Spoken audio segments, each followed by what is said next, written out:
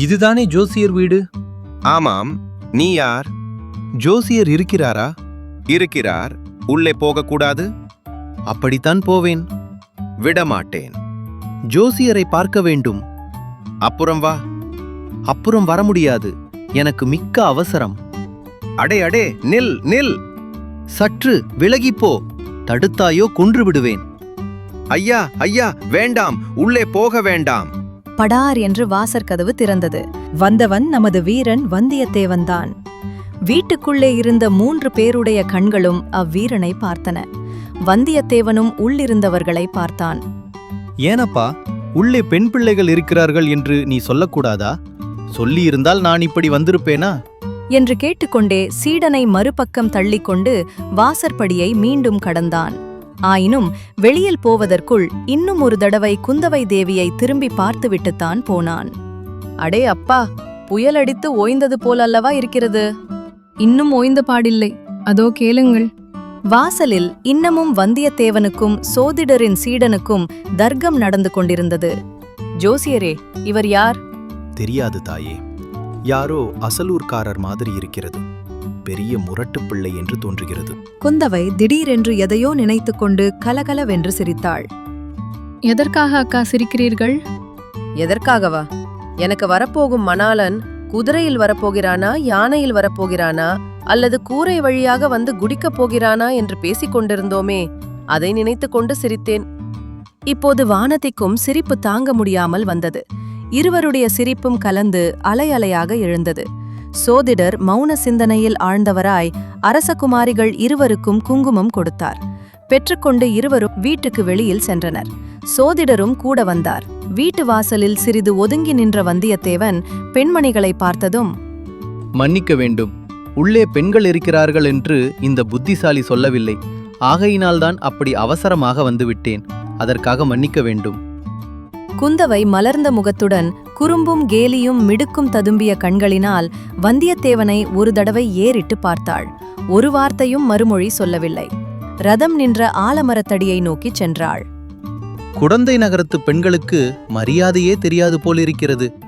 ஏதடா ஒரு மனிதன் வலிய வந்து பேசுகிறானே என்பதற்காகவாவது திரும்பி பார்த்து ஒரு வார்த்தை பதில் சொல்லக்கூடாதோ? வந்தியத்தேவன் இறைந்து கூறியது அவர்கள் காதில் விழுந்தது. ரதத்தில் குதிரையை பூட்டிச் சாரதி ஆயத்தமாக நிறுத்தியிருந்தான்.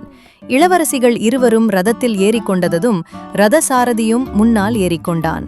ரதம் அரிசிலாற்றங்கரையை நோக்கி விரைந்து சென்றது. தம்பி, நீ யார்? எங்கே வந்தாய்? தாங்கள் இவ்வளவு பிரபலமான ஜோதிடர் என்னை கேள்வி கேட்கிறீர்களே, நான் யார், எதற்காக தங்களிடம் வந்தேன் என்று ஜோதிடத்திலேயே பார்த்து கொள்ளக்கூடாதா? ஹோகோ, அதற்கென்ன, பார்த்து கொள்கிறேன். ஆனால் எனக்கு நானே ஜோசியம் பார்த்து கொண்டால் தட்சிணை யார் கொடுப்பார்கள் என்று தான் யோசிக்கிறேன். ஜோதிடரே, இப்போது இங்கே வந்துவிட்டு போனார்களே, அவர்கள் யார்? தம்பி, இதை கேள். ஜோதிடன் வீட்டுக்கு பலரும் வந்து போவார்கள். ஒருவரை பற்றி இன்னொருவரிடம் சொல்லக்கூடாது. இப்போது போனவர்களை பற்றி உன்னிடம் சொல்ல மாட்டேன். உன்னை பற்றி வேறு யாராவது கேட்டால் அவர்களுக்கும் உன்னை பற்றி ஒரு வார்த்தை கூட சொல்ல மாட்டேன். என் பெயர் வந்தியத்தேவன். ஆகா, வானர் குலத்தவனா? ஆமாம். வல்லவரையன் வந்தியத்தேவனா? சாட்சாத் அவனேதான்.